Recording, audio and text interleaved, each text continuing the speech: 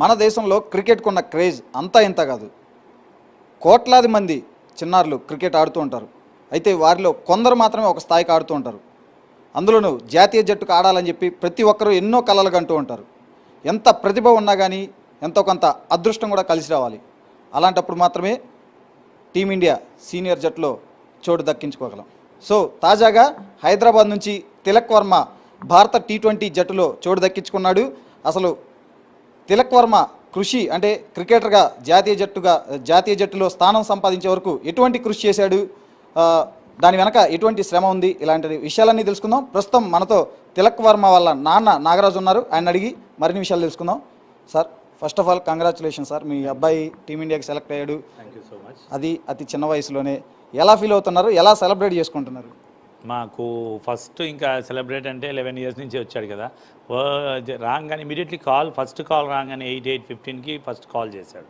Call చేయగానే ఇంకా మాకు ఈ చిన్నతనంలోనే వచ్చింది, ఈ ఏజ్లో వచ్చింది అనగానే మాకు ఇంకా గూస్ బాంబ్స్ ప్లస్ కళ్ళంట నీళ్ళు అంతా ఇట్లా వచ్చేసాయి అనమాట. ఇక కొంతసేపు ఒక 2-3 మినిట్స్ అయోమయం అయిపోయాం. ఇంకా అట్లా అని చెప్పేసి ఇంకా మా మిస్సెస్తో ఇట్లా కాల్ చేశాడు ఇది అది అని. ఇంకా తర్వాత సరే మనకు కొన్ని యూట్యూబ్లో ఇందులో ఫేక్స్ కూడా వస్తాయి కదా, అదేమో అనుకోని డౌట్ వచ్చేసి టీవీ చూడంగానే స్క్రోలింగ్ కింద వచ్చాగానే ఫుల్ హ్యాపీ ఇంకా రిలేషన్స్ కానీ ఫ్రెండ్స్ కానీ ఇట్లా వచ్చారని వాళ్ళు ఫోన్లు చేస్తాము, టీవీ చూస్తాము, ఫోన్ చేస్తాము, చాలా హ్యాపీగా ఉంది. ఇంకా అంతకంతా మనకు పిల్లలు ఇండియా జెర్సీ వేసుకుంటారంటే నాటే జోక్ బాగానే. అప్పటికి ఇంకా మాకు సంతోషం, నిద్రలో కూడా అంత సంతోషంగా ఉంది నిద్రపోయినా సరే. ఇంకా అంతకంటే ఇంకేం చెప్తాం మరి, పిల్లల గురించి అంత లెవెల్కి వెళ్ళారంటే. సార్, అసలు మీకు తెలిసిన క్షణాన అంటే ఆ మూమెంట్ని ఎలా ఫీల్ అయ్యారు? జనరల్గా ఏ పిల్లగాడికైనా అలాగే వాళ్ళ తల్లిదండ్రులకైనా, అంటే ప్రతి పిల్లగాడు కలగంటాడు, క్రికెట్ ఆడే ప్రతి పిల్లగాడు నేను ఏదో ఒక రోజు ఇండియాకి ఆడాలి అని చెప్పి. అలాగే తల్లిదండ్రులు పిల్లలకంటే కూడా ఇంకా ఎక్కువ కలగంటారు, ఎందుకంటే మా అబ్బాయిని ఈ స్థాయిలో చూడాలి, ఆ స్థాయిలో చూడాలి అని చెప్పి. సో ఆ మూమెంట్ని మీరు ఎలా సెలబ్రేట్ చేసుకున్నారు? అంటే అసలు అప్పుడు ఏమనిపించింది, మీ భావోద్వేగాలు ఎలా ఉన్నాయి ఆ టైంలో? మాకంటే అంటే మేము మిడిల్ క్లాస్ ఫ్యామిలీ, ఇంత లెవెల్కి వెళ్తాడంటే అది చాలా లక్ అనుకోవాలంతే, అది దేవుడు దయ అంతే, అది ఇంకా భగవంతుడు చేశాడు అనుకోవాలి. ప్లస్ కోచ్ సలాం భయ్యాస్ ఉన్నాడు, సలాం భయ్యాస్ కూడా ఆయన కూడా కోచ్ చాలా సపోర్ట్ చేశాడు, చాలా సపోర్ట్. ఈ 11 ఇయర్స్ ఉన్నప్పుడు ఆయన ఎంటర్ అయ్యారు క్రికెట్లో. స్టార్టింగ్ ఏమైందంటే ఈ క్రికెట్లోని ఎంటర్ అయ్యే ముందే నాకు మెయిన్ ఏంటంటే మెడిసిన్ చేయాలని ఉండేది పిల్లలకి. మేము ఇంకా మా మిస్సెస్ అన్నారు, మనం మెడిసిన్ చేసేంత స్థాత మనకు లేదు అని అంటే, మనం అట్లా ఎందుకు అనుకుంటాం, ఏదైనా సరే ఒక లెవెల్లో ఫ్రీ సీట్ కూడా వస్తుంది కదా, చెయ్యాలి. ఎందుకంటే ఒక ప్రాణం పోసినట్టు అవుతుంది, డాక్టర్ అంటే ప్రాణం పోస్తాడు అందరికీ, అదొకటి మంచిది కదా అనుకునేవాళ్ళు. అనుకుంటే అట్లా చెయ్యాలా అవుదని ఇంకా పిల్లలిద్దరూ డిసైడ్ చేశాడు. పెద్ద ఆయన బ్యాడ్మింటన్ అన్నాడు, చిన్న ఆయన క్రికెట్ అన్నాడు, స్కూల్లో కూడా చిల్డ్రన్స్ కూడా ఇట్లా బాగా ఆడతాడు అంకుల్ ఇది అది అని అన్నారు. అంటే ఇంకా మేము ఇమీడియట్లీ నేను సరే ఆడతారా ఇది అది నేను ఇంకా కొంచెం ఆలోచించాం. పిల్లలు ఏంటంటే ఆడపిల్లలంటే పర్వాలేదు కానీ మగపిల్లలు అంటే ఒక లైఫ్ సెటిల్ అవ్వాలి, లేదా చాలా ప్రాబ్లం అవుతుంది, స్టడీస్ ప్రాబ్లము ఇది అది అన్నాను. స్టడీస్ ప్రాబ్లం ఏమనుకో డాడీ, అందుకు అనుకుంటావు నువ్వు, ఒక మెడిసిన్ డాక్టర్ నువ్వు అనుకుంటున్నావు కదా డాక్టర్ అని చెప్పేసి. డాక్టర్ అయితే మనం ఓన్లీ మన తెలంగాణ, కాకపోతే కొంచెం ఎక్కువ లెవెల్కి వెళ్తే తెలంగాణకు పరిచయం అవుతాడు, కానీ ఇంకా కొంచెం ఉండంటే మన హైదరాబాదు లోకల్లో అట్లా తెలుసు. అదే నేను స్పోర్ట్స్లో వెళ్ళామనుకో అన్నా, నేను ప్రపంచానికే పరిచయం చేస్తాను డాడీ, ఎందుకు వరి అవుతావు, మనకు అంత లేదు కదా అంటే, ఏం కాదు డాడీ నువ్వు ఎంత అంటే అంత పెట్టు, కొంచెం అన్నా సరే చేద్దాము అన్నాడు. అది ఇక అదే ధైర్యంతో ఆ మాట అనే వరకు అది డైమండ్ వర్డ్ అయిపోయింది. ఆ మాట నేను ప్రపంచానికే పరిచయం చేస్తాను అనగానే ఇంకా సరే అని ఫిక్స్ అయ్యి ఇంకా పర్వాలేదులే అని చెప్పి అప్పటి నుంచి ఇంకా ఓవర్ టైంలు చేసి ఇవి చేసి అవి చేసి కొంచెం లెవెల్ వచ్చింది. లెవెల్ కొంచెం వచ్చాడు. తర్వాత అండర్ 14 క్యాప్టెన్ అయ్యాడు చెన్నైలో. ఇంకా కోచ్ కూడా అరే బాగా ఆడుతున్నాడు అని చెప్పేసి ఆయన కూడా బాగా ఎంకరేజ్ చేసి లంచ్ టైంలో కానీ తెప్పియడము, ఆయనకి బ్యాట్స్ ఏమైనా కొనియడము అంతా చేసేవాడు. బాగా 99% బాగా హెల్ప్ చేశాడు కోచ్. చేయడం వల్ల ఇంకా కొంచెం ఆ తర్వాత ఇమీడియట్గా అండర్ 16 ఆడాడు, అండర్ 14 క్యాప్టెన్ అయ్యాడు. తర్వాత ఇంకా కొంచెం స్టెప్ బై స్టెప్ వెళ్తే మాకు కూడా కొంచెం ధైర్యం వచ్చేసింది. ధైర్యం వచ్చి సరే 19 ఇండియా అండర్ 19 ఆడాడు, వరల్డ్ కప్ ఏషియా కప్ ఆడాడు. ఆడంతే ఏషియా కప్ గెలిచాడు, అండర్ 19 రన్నర్స్. సరే ఇంకా అది వచ్చాడు కదా అని ఇంకా మాకు ఇంకా చాలా హ్యాపీ, ఇంకా చాలా సంతోషమైంది. అట్లా మెల్లగా ఇంకా తర్వాత ఒక 1 ఇయర్ 1.5 ఇయర్ తర్వాత ఐపీఎల్ వచ్చి ఇంకా సంతోషం. ఐపీఎల్ వచ్చింది. అప్పుడు ఐపీఎల్ కొంచెం వచ్చాయి కానీ మాకు అమౌంట్ విషయంలో కొంచెం ధైర్యం వచ్చింది. ఫైనాన్స్ విషయంలో కొంచెం అమౌంట్ వచ్చింది కదా అని చెప్పి ధైర్యం. అప్పటికే మాకు కొంచెం ఈ ఫైనాన్స్ విషయంలో ఇటు అటు ఒడిదుడుకులు అవి ఉన్నాయి. ఇక వచ్చింది అంటూ కొంచెం చేసాము, అది చేసాం. నెక్స్ట్ మళ్ళీ ఆ ఐపీఎల్ అయిన తర్వాత ఐపీఎల్ పెద్ద గోల్ అనుకున్నాం, పెద్ద గోల్ కదా ఈ ఇండియా జెర్సీ సరే అనుకున్నాం. కానీ ఇమీడియట్గా ఇండియా జెర్సీ వేసుకుంటున్నాడు అంటే, వెస్టిండీస్లో సెలెక్ట్ అంటే ఇంకా అంతకంటే సంతోషం ఏముంటుంది. మన పిల్లలు కొంచెం ఒక లెవెల్కి వచ్చారంటేనే సంతోషం. ఇప్పుడు ఇంత సంతోషం పట్టలేక ఇప్పటికీ ఆనందమే. ఎవరన్నా ఫోన్ చేసినా ఏమైనా చేసినా ఇట్లా బయటికి వెళ్ళినా ఫ్రెండ్స్లో, అంతకుముందేమో నాగరాజ్ అనేవారు, ఇప్పుడు తిలక్ వాళ్ళ డాడీ అంటున్నారు అందరు. సార్ జనరల్గా క్రికెట్ పరంగా చూసుకుంటే స్టేట్ లెవెల్లో కానీ డిస్టిక్ లెవెల్లో కానీ అలాగే రంజీ స్థాయి లెవెల్లో కానీ ఇండియా మొత్తంగా చూసుకుంటే దాదాపు లక్షల మంది క్రికెట్ ఆడుతూ ఉంటారు. ప్రతి ఒక్కళ్ళు ఇండియాకి ఆడాలని కోరుకుంటూ ఉంటారు. జనరల్గా మీ అబ్బాయి సామర్థ్యం మీద మీకు ఎటువంటి నమ్మకం ఉండేది? తను ఏదో ఒక రోజు ఇండియాకి ఆడతారు అని నమ్మకం అంటే మీకుందా అసలు? అంటే ఉన్నది అంటే మనం చెప్పలేము కదా సార్, వీళ్ళు టాలెంట్. మనం ఎంత పైసలు ఖర్చు పెట్టినా సరే టాలెంట్ అనేది ఉండాలి, కొంచెం స్టెమినా మంచిగా ఉండి బాగా చెయ్యాలన్నమాట. ఇంకా చేయాలి, హెల్త్ సాధార ఇవ్వాలి, అంతా ఇవ్వాలి కదా. సరే చేద్దాము అని చెప్పేసి మాకైతే ఉంది, అయితే బాగున్నది అని. అంటే మా కోచ్ ఏంటంటే కంపల్సరీ అవుతాడు, నేను ఎట్లయినా సరే ఇండియా జెర్సీ వేపిస్తా అనేవాడు ఒక ధైర్యం. ఏదినా ఏపీయకపోయినా ఒక మాట అన్నాడు కదా అంటే ఆ ధైర్యం అయితే వచ్చింది. వచ్చి ఇంకా ఆయన కోరిక ప్రకారం ఒక్కొక్క స్టెప్ బై స్టెప్ తీసుకొచ్చాడు. ఇంకా ఆయన మాత్రం లైఫ్లో మర్చిపోలేము కదా, ఇంకా కోచ్ అంటే గురువే కదా. సార్ జనరల్గా ఇండియా టీంలోకి రావడం అంటే మామూలు విషయం కాదు. అందులోనూ సౌత్ ఇండియా నుంచి అంటే చాలా పెద్ద విషయం. నిజం చెప్పాలంటే చాలా రాజకీయాలు జరుగుతూ ఉంటాయి. మనం చూసాం రాయుడు విషయంలో కూడా ఎట్లాంటివి జరిగినాయో, తర్వాత విహారీ విషయంలో కానీ. అట్లాంటిది ఇప్పుడు తిలక్ వర్మ ఇండియా జట్టులోకి నేరుగా, అది ఐపీఎల్ అయిపోయిన వెంటనే తర్వాత సిరీస్కి ఎంపిక కావడం, అసలు ఎట్లా మీరు ఇదంతా ఏమన్నా ఊహించారంటే ఇట్లాంటిది ఏమన్నా జరుగుతుంది ఎట్లా అని మీ అబ్బాయి విషయంలో? మా అబ్బాయి విషయంలో రాజకీయం అంటే అంత మాకేం తెలియలేదు సార్, అంతా అనిపించలేదు కదా. మేము స్ట్రగుల్ పడ్డాం 5 years కానీ అమౌంట్ అది ఫైనాన్స్ విషయంలోని దీని విషయం. రాజకీయంలో మాత్రం మాకైతే ఏమనిపించలేదు అసలు. ఇలా రావాలి దాన్ని అంతా కోచే చూసుకునేవాడు కదా, ఇది రావాలి అది రావాలి అనేది లేదు. రాజకీయంలో అయితే ఇంత ఎంటర్ కాలేదు, వాళ్ళు కూడా పొలిటికల్ లెవెల్లో కూడా ఏం తీసుకురాలేదు అసలు, ఇది అది అని ఏమనలేదు. పొలిటికల్ అయితే ప్రజలు ఏం రాలేదు మాకు, ఇది చెయ్యాలి రికమెండేషన్లు అని అవి ఏమీ లేవు. డైరెక్ట్ అయితే ఈ టాలెంట్ బట్టే వచ్చాడు. ఇంకా ప్రతి దాంట్లోని ఇప్పుడు 12 అని చేశాడు. ఫస్ట్ 12లో చేసినప్పుడు స్టార్టింగ్లో 12 ఏజ్ ఉన్నప్పుడు 105 అంతా చేశాడు, జూనియర్ కదా. 105 చేసినప్పుడు అప్పుడు అన్నాడు అనమాట, డాడీ నేను 12 చేశాను, 105 చేశాను డాడీ, ఫోటో తీసుకెళ్ళి ఒక 200 డాడీ నాకు, నేను ఫోటో వేస్తాను పేపర్లో అని. అంతా తిరిగాడు. తిరిగిన తర్వాత నెక్స్ట్ డే సరే పేపర్లో వేసాడు. నెక్స్ట్ డే వెయిటింగ్ ఇంకా వాడు, పేపర్లో వస్తుంది కదా అని పేపర్ కోసం వెయిటింగ్. నెక్స్ట్ డే పేపర్ చూడంగానే రాలేదు, పేరే వచ్చింది తిలక్ వర్మ అని. పేరు రాగానే కొంచెం అప్సెట్ అయ్యారు కొంచెం. అయితే నేను అన్నా అది కాదురా, ఓటమి గెలుపులు మామూలే, కాకపోతే వేయలేదేమో, నెక్స్ట్ టైం నువ్వు ట్రై చేయి, ఇది దీని వల్ల నువ్వు ఇంకా ట్రై చేయాలన్న, నీకు ఉంది కదా మళ్ళీ అన్న. సరే అని చెప్పి అట్లా ధైర్యం ఇచ్చాం. ధైర్యం ఇస్తే సరే అని నెక్స్ట్ టైం అయిన తర్వాత ఇమీడియట్లీ అండర్-14 క్యాప్టెన్ అయ్యాడు. ఇవాళ క్యాప్టెన్ అయినా కూడా కొంచెం ఈ ప్రెజర్ ఉంటుంది కదా చెన్నైలో, అది కూడా ఒక్కడే వెళ్ళేవాడు. మేము వెళ్ళేవాళ్ళం కాదు, ఈవెన్ ఎయిర్పోర్ట్కి కూడా వాడే వెళ్ళేవాడు, కార్లో వెళ్ళేవారు, వచ్చేవాళ్ళు, క్యాబ్ మాట్లాడుకునేవారు. కానీ చాలా ధైర్యంగా వెళ్ళాడు.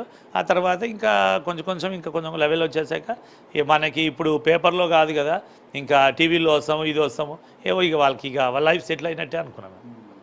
సార్ ముఖ్యంగా చెప్పండి అంటే ఈ మధ్యకాలంలో ఐపీఎల్ ప్రామాణికంగానే భారత జట్టులకు ముఖ్యంగా T20లో కానీ వన్డేల్లో కానీ తీసుకుంటున్నారు.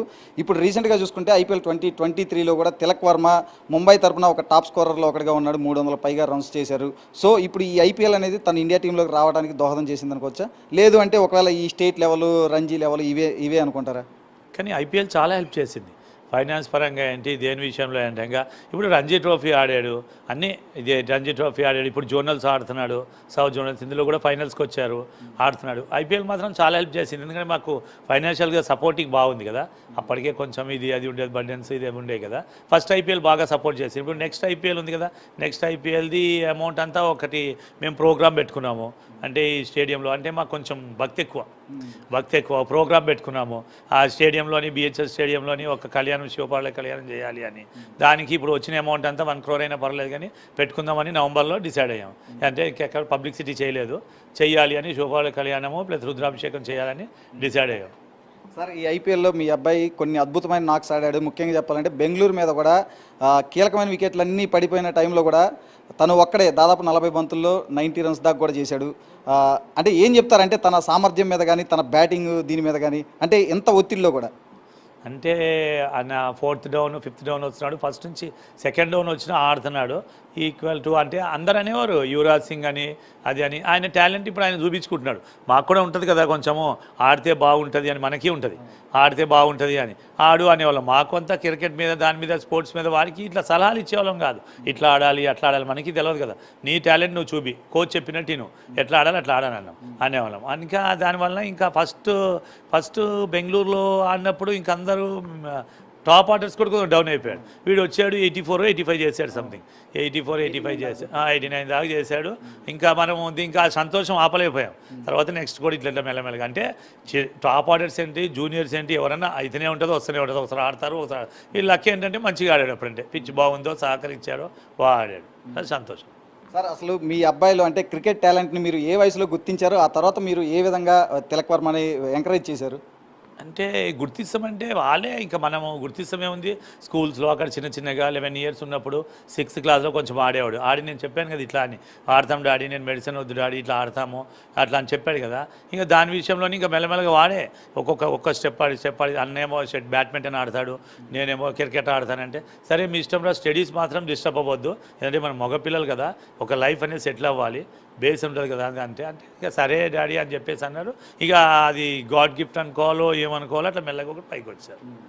సార్ ఇప్పుడు మరి తిలక్ వర్మ కంటే ఇప్పుడు ఈ పొజిషన్లో చూశారు అంటే ఇంకా రేపు ఎటువంటి పొజిషన్లో మీరు తిలక్ వర్మను చూడాలనుకుంటున్నారు, ఏంటి అసలు అల్టిమేట్ అంటే తల్లిదండ్రులుగా మీరు ఏం కోరుకుంటున్నారు తిలక్ వర్మ నుంచి? ఇంకా కోరుకునేది సార్ ఫైనల్ స్టెప్ అంటే ఇంకా టెస్ట్ మ్యాచ్, వన్డే ఆడాలి. ఇప్పుడైతే వచ్చాడు, ఫస్ట్ జెర్సీ వేసుకుంటున్నాడు, 2020 ఫస్ట్ జెర్సీ వేసుకున్నాడు. ఇంకా అది ఫస్ట్ టైం మేము చూస్తున్నామంటే మాకు కూడా ఇక కళ్ళంటే నీళ్ళు వచ్చేస్తాయి, ఆనంద బాష్పాలే. ఫస్ట్ న్యూస్ రాగానే మాకు అట్లా వచ్చింది. ఇంకా దానివల్ల ఇక రెండే ఉన్నది కదా, ఇంకా ఇంకేముంటుంది. కాకపోతే లాస్ట్ ఫైనల్ ఏంటంటే ఆయనది ఏంటంటే వరల్డ్ కప్ తేవాలి, నేను ఆడాలి, నా పీరియడ్లో వరల్డ్ కప్ రావాలి నేను ప్లేయర్గా ఉన్నప్పుడు అని అది ఫస్ట్ నుంచి అట్లా మనసులో పెట్టేసుకున్నాడు. కాబట్టి ఇప్పటి వరకు స్టెప్ బై స్టెప్ అన్నీ వచ్చాడు కదా. ఇప్పుడు IPL అయిపోయింది, Under-19 world cup, Asia cup ఆడాడు, లైన్గా వచ్చాడు. ఇప్పుడు మళ్ళీ ఇది జరిగింది. నెక్స్ట్ ఇంకా దేవుడి దయ వలన అది కూడా వరల్డ్ కప్ కూడా ఆయన నెరవేరితే ఇంకా అంతకంటే ఇంకా హ్యాపీ లేదు మాకు. సార్ తిలక్ వర్మని చూస్తే చాలా హై లెవెల్ కాన్ఫిడెన్స్లో కనిపిస్తూ ఉంటాడు, ఎందుకంటే మనం IPLలో చూసాము, దానికి తగ్గట్లు వండర్ఫుల్ నాక్స్ ఆడారు కూడా. అసలు ఏంటి అంత కాన్ఫిడెన్స్ లెవెల్స్, ఏంటి తనకు అంత ధైర్యం కానీ? ఎందుకంటే చూసాం IPLలో వరల్డ్ క్లాస్ బౌలర్లనే చితక్ కొట్టిన పరిస్థితి ఉంది మనం చూసాం. ఇంకా అంటే ఆయన టాలెంట్ మరి ప్రతి బాలు కొడుతుంటాడు కదా, ప్రతి బాలు డిఫెన్స్ ఆడకుండా 2020 మొన్న ఇందులో కూడా జోనల్స్లో కూడా దులీప్ ట్రోఫీలో కూడా అట్లనే ఆడాడు, 2020 ఆడినట్టే ఆడుతున్నాడు. సరే ఇక వాళ్ళ టాలెంట్ వాళ్ళు మనం ఆపొద్దు కదా, వాళ్ళ టాలెంట్. యువరాజ్ ఉన్నాడు, ఒకప్పుడు యువరాజ్ కూడా కదా ఒక్క ఓవర్లోనే 6 సిక్సర్లు కొట్టాడు అట్లా ముంబైలో ఆడినప్పుడు. అట్లా ఈయనకు కూడా ఇంకేంటంటే ఏ బాల్ అన్నా కొట్టాలి అని, ఇంకా లక్ అంతే, ఇంకా ఏ బాల్లో అన్నా కొట్టాలని చెప్పేసి. అశ్విన్ బౌలింగ్లో కొడుతున్నాడు, చహాల్ బౌలింగ్లో, అందరు హర్షదీప్ బౌలింగ్లో, అందరిలో ఏవాడు ఇంకా లక్ అనుకోవాలి, అది అంతే, గాడ్ గిఫ్ట్ కొడుతున్నాడు. కానీ కొంచెం అలసట లేకుండా ఆడుతున్నాడు, సీనియర్ ప్లేయర్ లాగా. అందరు అనడం కూడా అదే అంటున్నారు, టీవీ న్యూస్ ఏంటి, పేపర్స్ ఏంటి, సీనియర్ ప్లేయర్ లాగా ఆడుతున్నాడు. ఇంకా వాళ్ళ ఏమైనా టాలెంట్ అట్లా ఉంది. ఒకప్పుడు టెండూల్కర్ కూడా అంతే కదా ఆడాడు, అట్లనే అనుకోవచ్చు మరి. సార్ ఇప్పుడు మీరు అన్నట్లు కూడా ఇప్పటికీ ప్రపంచం కూడా ముఖ్యంగా మన ఇండియాలో కూడా చాలామంది కీర్తిస్తున్నారు భావి యువరాజ్ సింగ్ అని చెప్పి.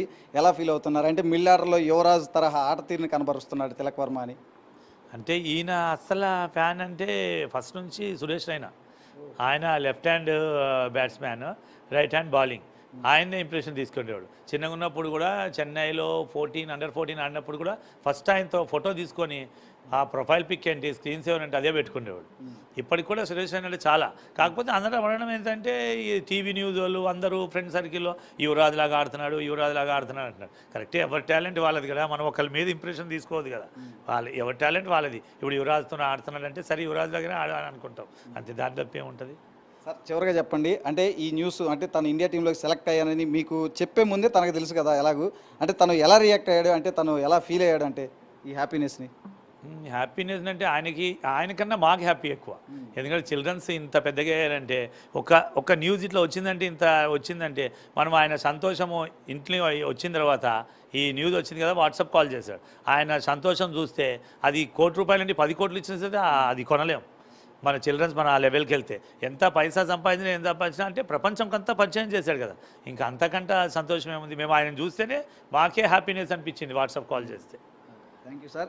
ఇది తిలక్ వర్మ తండ్రి చెప్తుంది. అయితే కొడుకుని కన్నప్పుడు కాదు, ఆ కొడుకు ఒక ఉన్నత స్థాయికి వెళ్ళినప్పుడు తండ్రికి ఉండే పుత్రోత్సాహాన్ని మనం ఒకసారి ఇప్పుడు కల్లారా నాగరాజు గారి కళ్ళల్లో కూడా ప్రత్యక్షంగా చూసాము. తన కొడుకు రాబోయే రోజుల్లో టీమిండియాకి వన్డే జట్టుకి అలాగే టెస్ట్ జట్టుకు కూడా ప్రాతినిధ్యం వహించాలని చెప్పి కూడా ఆయన కోరుకుంటున్నారు. మనందరం కూడా కోరుకుందాం, ఒక తెలుగు క్రికెటర్ ఖచ్చితంగా అంబటి రాయుడు తరువాత మరో తెలుగు క్రికెటర్ జాతీయ స్థాయిలో అంతర్జాతీయ స్థాయిలో ఉన్నతంగా రాణించాలి, ఈ స్థిరంగా భారతీయ జాతీయ జట్టులో ఒక సుస్థిరమైన స్థానం అలాగే పొందాలి అని చెప్పి కూడా మనస్ఫూర్తిగా మనం కూడా కోరుకుందాం.